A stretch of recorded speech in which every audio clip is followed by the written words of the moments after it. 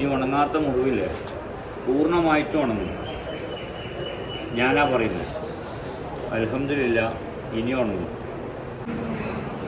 എന്താ നിങ്ങളുടെ പേര്? ഹാരിസ്. നിങ്ങളുടെ പേരോ? അബ്ദുൽ സലാം. നിങ്ങളുടെ പേരോ? ജാസ്മിൻ. ആരാണ് ഇവരെ? മോളാണ്. നിങ്ങളാരാ? അല്ല മോനെ, ശരിക്കും എന്താണ് വാപ്പാൻ്റെ അസുഖം? വാപ്പാൻ്റെ അസുഖം നമ്മൾ ചെറിയ പ്രായത്തിൽ ഉപ്പാക്ക് പിന്നെ ഇത് വന്ന് ഇങ്ങനെ ഒരു കാല് ചെറുതും ഇതായിപ്പോയതാണ്. ഇപ്പോൾ 2 വർഷമായി പൊട്ടിങ്ങനെ വന്നിട്ട് ചെറിയൊരു പൊട്ട ഉണ്ടായിരുന്നുള്ളൂ. ഈ 2 വർഷം മുമ്പ് പൊട്ടില്ല.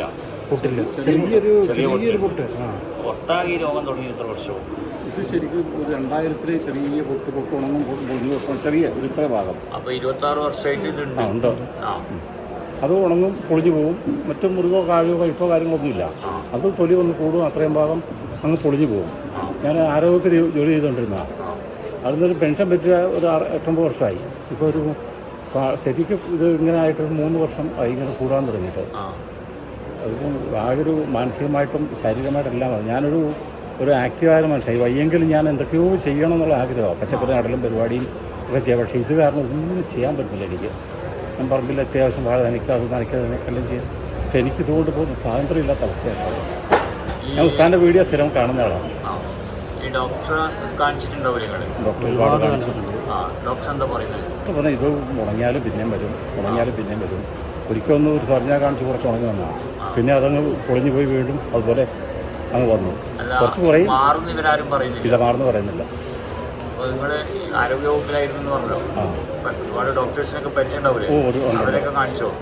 അവിടുന്ന് അന്ന് ഇത്രയും വലിയ വിഷയമില്ല. അന്ന് ചെറിയ വിഷയങ്ങളേ ഉള്ളൂ.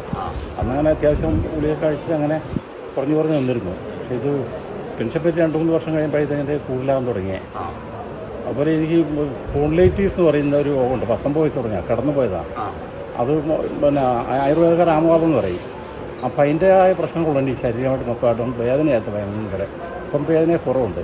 അപ്പം ആ ഒരു വിഷമമുണ്ട്. എന്നാലും ഞാനൊരു പൊതുവെ അടങ്ങിയിരിക്കാത്ത ഒരു സ്വഭാവക്കാരനാണ്. അങ്ങനെയുണ്ട്. വെറുതെ എനിക്കത് ഇഷ്ടമല്ല. മാറുന്നു പറയുന്നില്ല. എന്നാൽ ഇനി ഞാൻ പറയുന്നൊന്ന് ശ്രദ്ധിച്ചോളൂ. ഈ രോഗം ഈ ഉണങ്ങാത്ത മുറിവില്ലേ പൂർണ്ണമായിട്ടും ഉണങ്ങും. ഞാനാ പറയുന്നത്. അൽഹംദുലില്ലാ ഇനി ഉണങ്ങും. നിങ്ങൾ കൃത്യമായിട്ട് വരുമോ? നിങ്ങൾ കൃത്യമായിട്ട് വരികയും ഞാൻ പറയുന്നത് പോലെ ചെയ്യുകയാണെങ്കിൽ പൂർണ്ണമായിട്ടിത് മാറും. ഉറപ്പന്നല്ലേ? ഇനി 10 എടുക്കേണ്ടി വരും. ഉറപ്പുണ്ടോ? അതല്ലെങ്കിൽ നിങ്ങൾ ഒന്നുകൂടെ പോയിട്ട് ഡോക്ടറെ നോക്കിയിട്ട് കണ്ടിട്ട് എന്നിട്ടും ആ രീതിയിൽ നിങ്ങൾ വരുന്നിരിക്കുന്നുണ്ടായിരിക്കും. ഡോക്ടറെ കാണിച്ചു. ഒരുപാട് ഡോക്ടർ, ആയുർവേദ, അലോപതിയോ എല്ലാ ഡോക്ടർമാരും നമ്മൾ കാണിച്ചു. നമ്മൾ എത്ര പൈസ എന്തിനും തയ്യാറായി. പൈസ ഒരുപാട് മുടക്കിയിട്ടുണ്ട്. അതല്ല ഇത് മാറിക്കിട്ടുന്നുണ്ട്. അപ്പോൾ നിങ്ങൾ ഇത്രയേ ഉള്ളൂ. ഇത് കൃത്യമായിട്ട് ചെയ്യുകയാണെങ്കിൽ ഇതൊക്കെ മാറിയിട്ട് കാല് പഴയതുപോലെ ഉറപ്പന്നല്ലേ? നിങ്ങൾ കൃത്യമായിട്ട് വന്നാൽ മതി. കൃത്യമായിട്ട് ചെയ്താൽ മതി.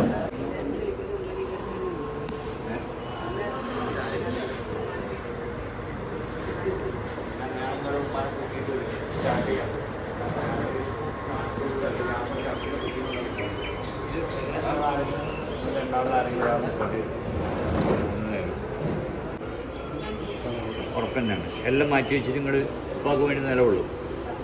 എന്താ മോളെ, എന്താ നിങ്ങളുടെ പേര്? എന്നാൽ ജാസ്മിനെ നീ ഉറപ്പിച്ചു. ഇത് ഉണങ്ങാൻ പോവാ. ശരിയാവും.